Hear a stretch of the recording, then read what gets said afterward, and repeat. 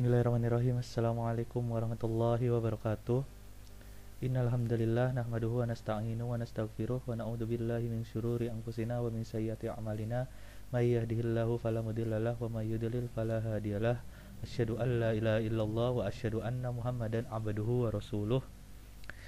Teman-teman semuanya yang dirahmati Allah Subhanahu wa taala, kembali lagi di pembelajaran biologi di pekan ketiga, pertemuan ketiga ini, yang alhamdulillah kita semuanya diberikan kenikmatan berupa sehat, nikmat iman, nikmat sehat, nikmat segala macam, dan insyaallah kita akan membahas materi-materi selanjutnya pada pembelajaran biologi ini, yang sebelumnya kita sudah membahas terkait enzim, ATP, lalu anabolisme karbohidrat yang ada pada fotosintesis dan kemosintesis, di mana fotosintesis itu ada dua proses, ada proses reaksi gelap dan proses reaksi terang. Nah, di sini kita akan bahas lagi ke materi selanjutnya, yakni tentang katabolisme karbohidrat, di mana ini adalah kebalikannya dari anabolisme karbohidrat. Di sini katabolisme karbohidrat yang kita bahas adalah bagaimana proses pemecahan dari struktur atau molekul yang sangat kompleks pada karbohidrat menjadi struktur molekul-molekul yang lebih sederhana.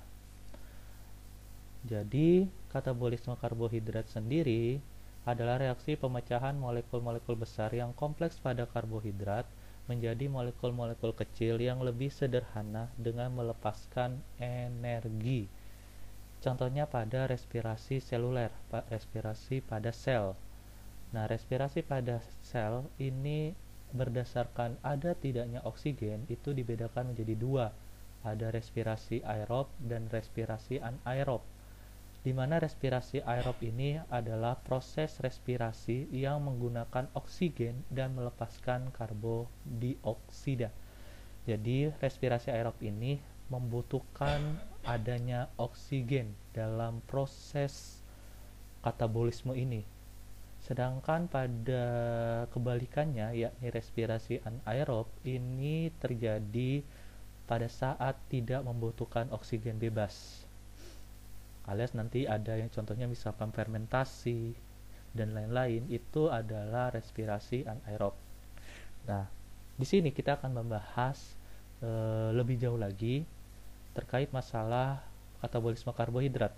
Yang pertama ada respirasi aerob, di mana contoh dari respirasi aerob ini adalah respirasi pada glukosa, di mana proses kimianya itu adalah C6H12O6 yang merupakan glukosa atau karbohidrat dan membutuhkan oksigen dalam proses respirasi tersebut, sehingga akan menjadi sebuah molekul yang sederhana, yakni air atau H2O ditambah CO2 atau karbon dioksida, melepaskan karbon dioksida, dan pada saat prosesnya itu melepaskan pula energi sebesar 36 atau 38 ATP.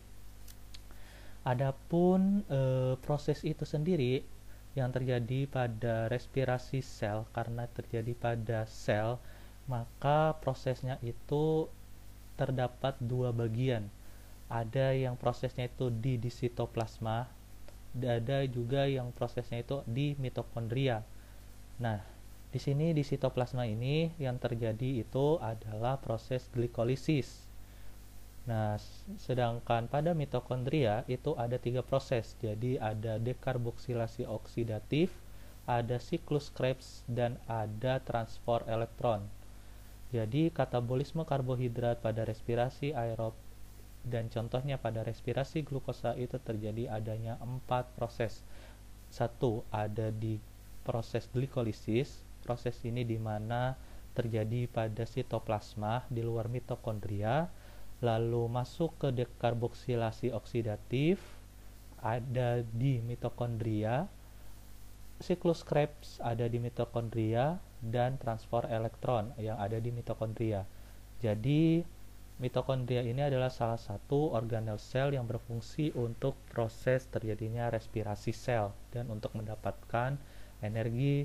Yang prosesnya ini adalah ada 3 proses di dalamnya, ada dekarboksilasi oksidatif, siklus Krebs, dan transport elektron, di mana satunya lagi dalam proses katabolisme karbohidrat itu terdapat di luar mitokondria, yakni tepatnya di sitoplasma.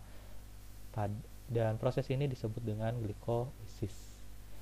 Nah, selanjutnya kita akan bahas satu persatu terkait masalah respirasi aerob yang ada 4 tadi, glikolisis, dekarboksilasi oksidatif, siklus Krebs, dan transfer elektron. Kita hari ini akan membahas 2 proses terlebih dahulu, 2 tahapan terlebih dahulu, yakni glikolisis dan dekarboksilasi oksidatif. Glikolisis ini adalah proses pemecahan satu molekul glukosa, di mana glukosa ini memiliki 6 atom karbon. Yang tadi sebelumnya 6 atom karbon, C6H12O6 memiliki 6 atom karbon yang terjadi di dalam sitoplasma, dan hasil akhirnya adalah 2 molekul asam pirufat. Asam pirufat ini adalah molekul atau senyawa kimia dengan 3 atom karbon.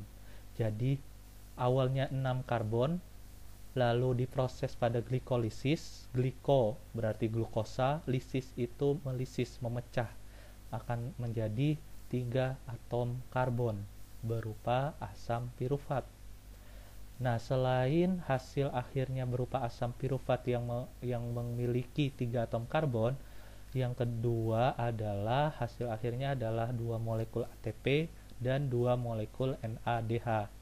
Nah, di sini ada proses tahapan dari glikolisis yang terdiri dari 9 tahapan, dan ini dari ke-9 tahapan ini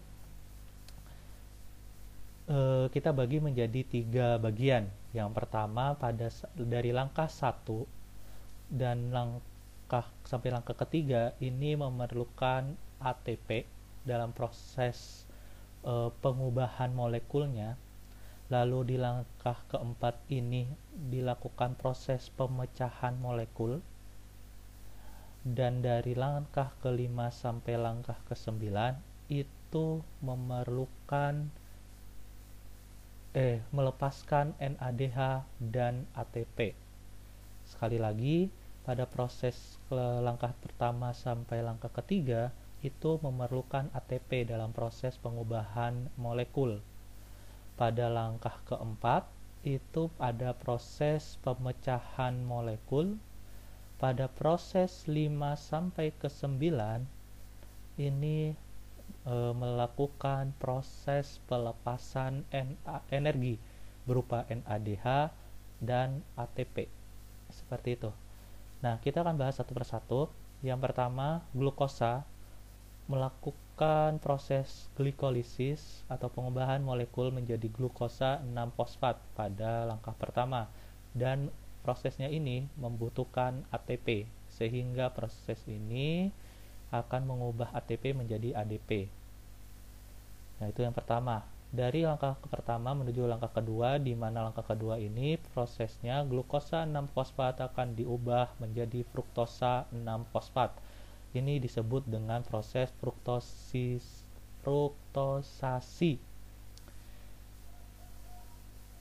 Nah, selanjutnya ada langkah ketiga, di mana pada langkah ketiga fruktosa 6-fosfat akan diubah menjadi fruktosa 1,6-bifosfat. 1,6-bifosfat. Jadi ada fosfatnya sebanyak 2 unsur fosfat ditambah unsur karbon, atom karbon ini sebanyak 6 atom, dan itu memerlukan ATP. Jadi pada saat langkah 1 dan langkah ketiga ini membutuhkan ATP. Selanjutnya fruktosa 1,6-bifosfat ini akan dipecah menjadi 2, yang masing-masing ini hasilnya berupa fosfogliseraldehid. Fosfogliseraldehid ini terdiri dari 1 atom fosfat dan 3 atom karbon. Dibagi menjadi 3. Nah, setelah itu fosfogliseraldehid ini akan melakukan proses pengubahan molekul menjadi 1,3 bifosfogliserat karena 1 atom fosfat ini akan diserap oleh molekul yang sebelumnya berupa fosfogliseraldehid, dan penyerapan fosfat ini akan menghasilkan energi berupa NADH, masing-masing terdiri dari 1 NADH dan 1 NADH, sehingga terdapat 2 molekul NADH. Nah, selanjutnya pada proses yang keenam, langkah yang keenam, dari 1, bifosfogliserat ini diubah molekulnya menjadi 3 fosfogliserat. Artinya akan terjadi proses pelepasan energi berupa ATP sebanyak 1 molekul ATP dan 1 molekul ATP, sehingga dijumlahkan menjadi 2 molekul ATP pada proses ke-6. Pada proses ke-7, dari 3 fosfogliserat ini akan diubah menjadi 2 fosfogliserat. Selanjutnya pada proses yang ke-8, 2 fosfogliserat dengan menghasilkan air sebanyak 2 molekul H2O ini akan membentuk fosfoenol pirufat. 2 fosfogliserat akan menghasilkan fosfoenol pirufat pada proses ke-8, dan pada proses ke-9 fosfoenol pirufat ini akan diubah menghasilkan hasil akhir berupa asam pirufat yang terdiri dari 3 atom karbon, yang pada bagian kiri dan bagian kanan juga 3 atom karbon, sehingga ada 2 molekul asam pirufat. Dan 2 molekul asam pirufat ini akan dihasilkan ATP berupa energi sebanyak 2 molekul ATP pada proses ke-9. Nah, dari keseluruhan ini terlihat bahwa ada hasil berupa 4 molekul ATP. Akan tetapi pada langkah ke-1 dan langkah ke-3 ini proses itu membutuhkan ATP sebanyak 2 molekul, sehingga sisa dari ATP itu sendiri pada proses glikolisis ini adalah 4 molekul ATP dikurangi 2 molekul ATP, sehingga totalnya menjadi 2 molekul ATP yang dihasilkan pada proses glikolisis. Nah, di gambar ini juga glikolisis menghasilkan 2 molekul NADH pada proses ke-5, dan pada proses ke-9 yang terakhir akan menghasilkan 2 molekul asam pirufat dengan senyawa kimia 3 atom karbon. Ini adalah proses glikolisis. Next, dari asam pirufat ini akan masuk kepada tahapan selanjutnya, yakni dekarboksilasi oksidatif. Dekarboksilasi oksidatif ini adalah proses pengurangan gugus karbon asam pirufat yang asal mulanya ini adalah 3 gugus atau 3 atom karbon menjadi senyawa baru dengan 2 gugus karbon. Awalnya 3 menjadi 2 karbon. Dengan bantuan protein transpor atau pada proses transpor aktif pada sel, masih ingat kelas 11, ada 2 proses, ada 2 transpor, ada transpor pasif dan ada transpor aktif. Sedangkan kalau misalkan dalam pada proses ini, ketika melibatkan protein transpor, maka proses dekarboksilasi oksidatif ini termasuk ke dalam proses transpor aktif. Nah, selanjutnya yang pertama ini gugus karboksil yang ini COO pirufat disingkirkan dan dilepaskan sebagai CO2. Jadi COO ini akan melepaskan CO2. Inilah langkah pertama yang melepaskan CO2 selama respirasi. Jadi CO2 ini terlepas di karboksil COO ini. CO ini akan membentuk CO2 untuk dilepaskan keluar. Nah, pada proses kedua yang fragmen 2C-nya ini yang tersisa itu dioksidasi membentuk senyawa asetat, bentuk terionisasi dari asam asetat. Jadi COO ini, CO dan CH3 ini membentuk asam asetat, di mana prosesnya ini akan membutuhkan protein transport, sehingga akan terjadi transfer elektron yang terekstraksi ke NAD+, sehingga proses dekarboksilasi oksidatif ini akan menghasilkan NADH. Nah, setelah itu pada proses yang ketiga, tahapan ketiga, dari mitokondria yang menghasilkan koenzim A, ini asam asetat ini akan menyerap koenzim A, sehingga prosesnya ini akan membentuk namanya asetil-CoA atau asetil koenzim A. Jadi ada 3 tahapan. Yang pertama ini pelepasan CO2, yang kedua adalah pelepasan NADH yang termasuk dalam energi. Yang tahapan ketiga adalah penyerapan koenzim A membentuk asetil-CoA atau asetil koenzim A. Jadi proses dekarboksilasi oksidatif ini menghasilkan 2 molekul asetil koenzim A, 2 molekul NADH, dan 2 molekul CO2. Nah, kan tetapi kok di gambar sini kan cuma 1 molekul saja, 1 molekul NADH, 1 molekul CO2, 1 molekul asetil CoA. Nah, ingat bahwa asam pirufat yang dari glikolisis itu menghasilkan 2 asam pirufat, 2 bagian asam pirufat. Sehingga kalau misalkan di contohnya itu hanya 1, berarti tambahkan lagi satunya yang dari glikolisis itu, sehingga terjadi hasil dekarboksilasi oksidatif itu ada 2 molekul asetil koenzim A, 2 molekul NADH, dan 2 molekul CO2. Seperti itu. Oke, cukup sekian materi pembelajaran biologi hari ini, dan materi selanjutnya minggu depan kita akan bahas terkait masalah